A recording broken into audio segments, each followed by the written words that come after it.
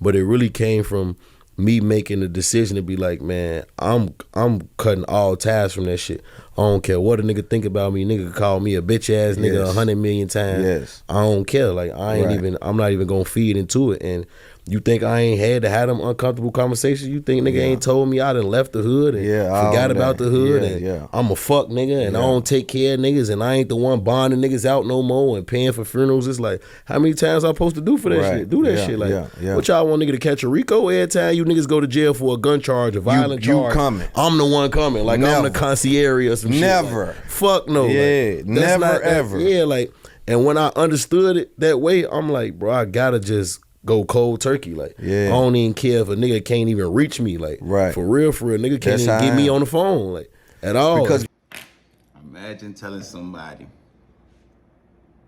they can't come back to a neighborhood that they grew up in.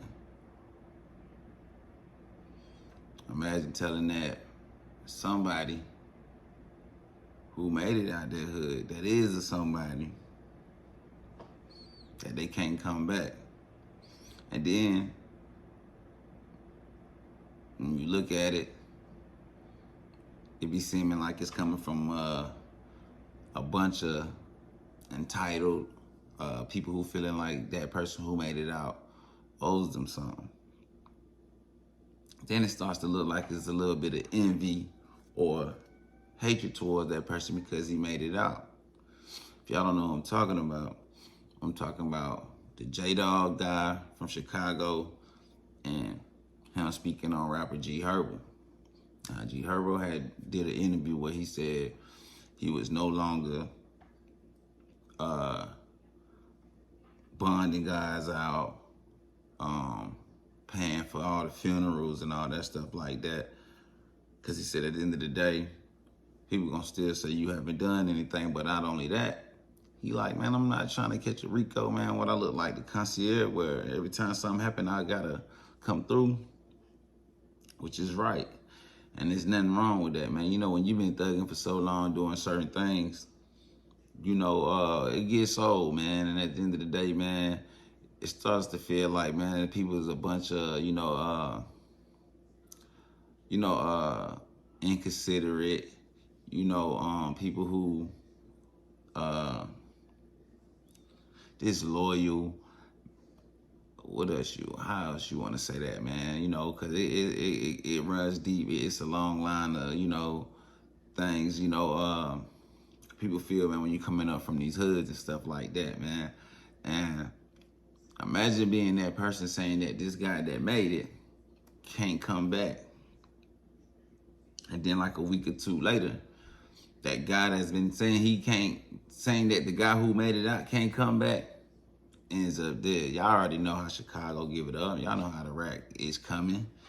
It's messed up, but that's just the way it is. Y'all know them folks up there in Chicago, they don't play, man. In the rack, it gets like that. And, I don't know what people get out of telling certain people, mainly the guys who made it out. You tell them they can't come back once they made it out. Like, he really don't have to come back if he don't want to. Him coming back is just showing love to the neighborhood and the blocks is where he from, man. It's a reason why a lot of people get their money and never come back. You dig what I'm saying? It's reasons why people get their check and never come back. And I understand both sides of it. You dig what I'm saying? Because sometimes, man, you don't want to get your money, man, or you get, you get to a place in life where you're doing good and you being able to take care of your family, but not only your family, but other families and help people out, man. You want to go back and touch the kids. It's not so much for the people, the haters and the people that that watch you grow up and just sat back in the corner and hated on you that whole time and, built up this envy and stuff like that. Nah, man, it's really to show the kids, man, if I did it, you can do it. You know what I mean? And mainly, it be mostly grown men or women be the ones that's sitting around hating that you made it and they didn't. And since they had a front row seat to watching your come up, they feel entitled. You know what I'm saying?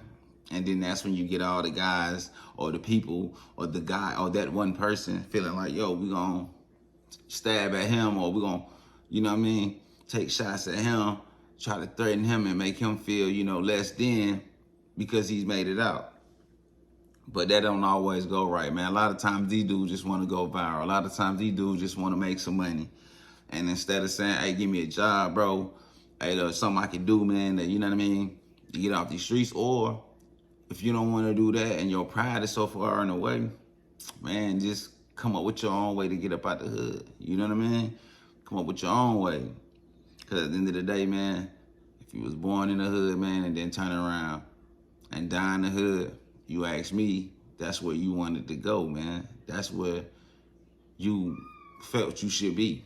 You know, this dude was filming himself walking down the blocks of Chicago, talking about how bad it looks, and G Herbo and you ain't putting no money back into it and stuff like that. And I even heard that he wasn't even around for a minute, you know, and it's crazy, man, because like I said, man, entitlement is a MF, and you know, people that you grew up with be the main ones who will envy you. So we're gonna check out this little video, man. I seen 1090 Jake make a video about it, man. So I'm gonna use some clips from his video.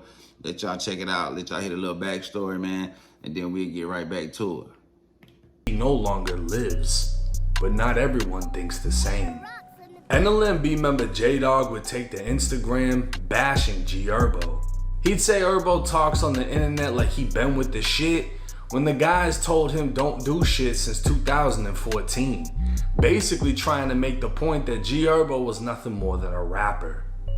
J-Dog would continue with calling out Herbo for not sending any of the guys money in prison, and since he isn't no limit anymore, he'd warn him not to come back on 78th and Essex or he will have problems, and he gives no fucks who's riding with who. So y'all seen as 1090J broke it down. Sorry for the quick change up real quick. But y'all see how quick, how 1090J broke it down, man. The little, you know, back and forth. Well, you know, him basically the guy, J-Dog, the one who ultimately ended up losing his life, you know, basically, you know, making threats and stuff like that. And G Herbo had some words to say, man. So we're going to check that out real quick, man. We're going to come right back. But it's an ugly game. It's a dirty game. But people still play it. And, you know, sometimes just how this end up.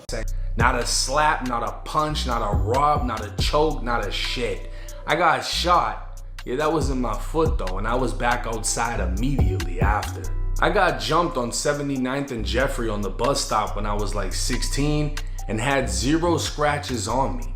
Not a black eye, busted lip, not shit. And on all 3 of my kids, it was at least 6 of them. I never played. But who cares about ancient history? People try to rewrite it every day. G Herbo was insane. Now G Herbo is pointing out the contradiction in what J-Dog was saying. J-Dog went live on August 21st, even tagging G Herbo as he stood by on the block while Herbo shot the video for his song Reason. Herbo was literally just on the same block J-Dog was claiming he now couldn't go, but not everyone agreed with J-Dog. Big Op 079 would take the Instagram setting shit straight, saying, blood can go wherever the fuck he wanna go. Let a motherfucker play and go against this, y'all ass will be talking to God about it. 78th and Essex, oh shit, y'all ain't even did shit behind the block to even think y'all can say anything. And I be on that bitch all the time, so when blood pull up with me, y'all ain't gonna do shit but dick ride. Get y'all ass hurt if y'all want. For those that don't know, Big Op's name holds so much weight and no limit, he changed his name for the sake of his career because his old name was attached to too many ghosts. Just a week after making his point, he dropped a new song titled Sunday, where he dropped $100,000 on a new chain and pendant. But even with the diamonds shining, the pendant is rumored to be tied to darkness. Herbo ability on G Herbo. So y'all see the little back and forth. You know, Herbo set the record straight real quick. Like, look, bro, whatever hate you got towards me or whatever problems you have towards me for being a man, actually standing on 10 saying, I'm not finna be coming back to the hood or care about what the hood think. because I'm not finna be giving up my money, paying for this bond, paying for that bond, paying for funerals. You know, some of that stuff get old no matter how much money you get. But like I said, man, it be the people that you grew up with, man, that have that entitlement, man, be feeling like you owe them something because they watch your come up, or they seen you come from the same community they came from to make it and, you know, get out that place and, you know, and you able to take care of your family and do for people. You know, some people be feeling like when they on the outside of, because you can't take everybody with you. That's a known fact. Everybody can't go. So it be some dudes, and this, I gotta say this. It be really envy, bro. And envy ain't nothing but a form of love that turned bad. And what I mean by that is like, all right, for at one point, bro, man, dude rocked with Herbo. He loved them when they was in the hood. They was broke. You know, they felt like, yo, we going through the same struggle. We from these same blocks. You know what I'm saying? We sliding on the ops together, whatever. You know what I mean? And the minute Herbo, you know, takes off, or just anybody, you know, start to do better, and that person stays here, then, you know, it goes from, you know, damn, like, man, I don't really too much. You start making up reasons not to like this person, man, when really, man, you love this person, you had love for him, but that person might have peeped little sideways stuff, and even if he didn't, you might have not just been one of the people that he was super tight with that he could take with him. Yeah, y'all from the same block, but man, these neighborhoods, they be big, bro. Everybody in the neighborhood ain't like this, you know what I mean? Even though the hood can be close, but it be like, you know, every hood got like certain little cliques in it. And I'm pretty sure NLMB is the same way, man. You feel me? Like, you know, you got this block, they run together, you got this clique on it. Everybody know that's how it go. And, you know, dude probably just been seeing G Herbo elevate, and he had a front row seat to it and didn't get a chance to be the one that elevate with him, or, you know, get himself right financially to the point where he now seeing Herbo pull up to the block, the kids going crazy, the girls going crazy, the mamas, the uncles, whatever. Everybody love him because he's bringing back some type of, you know, goodness or something for people to look up to or look forward to when he comes back to his community and shoot this video, which he's not obligated to do. But I know it's got to be a wonderful feeling to be able to come back and do that. But when you are able to do that, you got dudes like him. He sat back looking like, y'all remember the movie Belly and shit? Where Buddy was sitting on the couch rocking, going, like, you know what I'm saying? You know what I mean? You be people like that. Or, you know, you got the dudes up there in Nebraska, you know what I'm saying? You know, eating a banana in their mouth, man, you know, watching you from, you know, talking about how they don't like that. So, you know, it's just, you know, damn if you do, damn if you don't. But I feel Herbo, man. He don't want to get himself tied up in something, man, messing with the hood, because these dudes, man, they'll get locked up or just anything happen. They won't even try to figure out a way to, you know what I'm saying, to fix or help the situation. They first thought is, let's call bro, he got the money, let's call him. You get what I'm saying? So these dudes don't even try to put themselves in a position to make calling him or calling the person with the money or with the help the last resort. You know what I'm saying? And that's where a lot of people go wrong at. Instead of them having themselves or other means for things like to fall back on, they immediately look to the person who got the money and who having or who just doing better and don't even care about figuring it out. And once you tell them no, or you don't move as fast as they want you to, then you get this type of guy right here, man. But let y'all check out what the rest he was saying about G Herbo not being able to come back to the community, man, because dude was tripping. Trying to place the responsibility on G Herbo. These niggas got all this money. You know what I'm saying? Like, this what Fazo really, like, survived that out here. Like, cuz was dirty. Look at these cribs, bro. Like, look at my block. Like, no bullshit. Like, no bullshit. You see this shit terrible. Look at all these abandoned cribs. Like, G Herbo, come take care of this shit, fo. Like, you get too much money, fo. Like, because, like, motherfuckers, they got tombstones, walls knocked down, no more stoves on certain blocks on Escanaba. Like, all we asking for is, we ain't gonna throw money, bro. Open up something, bro. Give us something, like, you know. This is a rock dad, you know. Like, look at this, bro. Rock dad right here. You see this shit? Like, damn, G Herbo, you gonna come? This is your man's dad at. Like, no bullshit. Rock dad in front of the store. We can't even go in this bitch and buy liquor, do nothing. Like, this is Say Life of Exes, bro. Like, we can't do shit on our block, bro.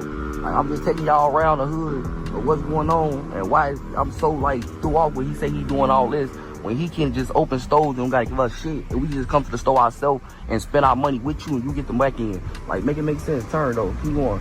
7824. If y'all know what this is, 7824 X's. This where this shit like kind of like real star that we in L&B. Like, this the building. This shit still look fucked up on X's. It's terrible out here. Being in the crib. Like, this shit fucked up. This what he shot. I be in them gangways at. See, J-Dog hadn't been around in a long time, and there's a reason why. So y'all hear this dude. Y'all hear J-Dog, him and his gripes. You know, he placing all the blame on G Herbo. You know, why the hood messed up, why stores is not open. You know, he's saying in one breath that he don't want they don't want his money or he don't want his money, but then he's telling them come back and get him something. You get what I'm saying? I'm just like, bro, the entitlement is real, bro. And this is why people be saying they not coming back to the hood or they're through with helping out. Yeah, I'm gonna come back through, but now I'm not finna be as generous with my money and my love and my, you know, opportunities that I give people because you got guys like him who's still stuck in the hood. And the minute something doesn't go his way, he does this. He get on the internet. He really want clout and fame, and he'll take some money with it too, right? And the way he's speaking, you can tell it's some embedded hatred for G Herbo. You know what I'm saying? It just says you got to call it a spade, man. And, you know, he's pointing out little location. Man, bro, them blocks been messed up before G Herbo blew up. Them blocks been messed up before G Herbo blew up, bro.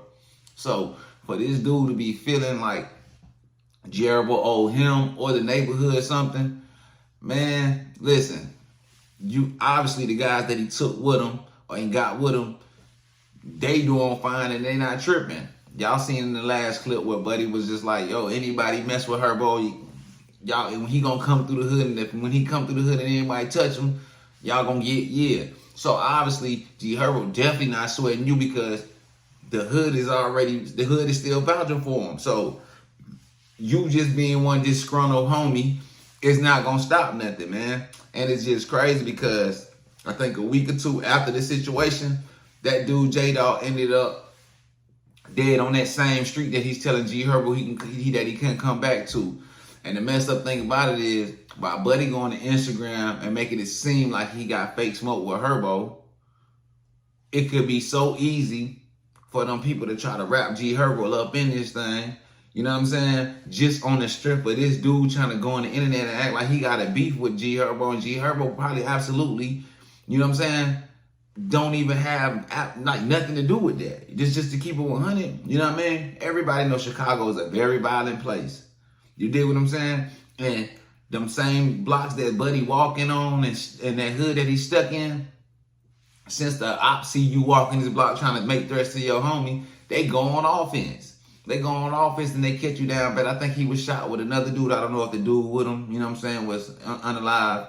But look how it played out. You know what I mean? And the first thing people gonna probably say is, you know, Herbo, but let's just keep it real. Chicago's a violent place.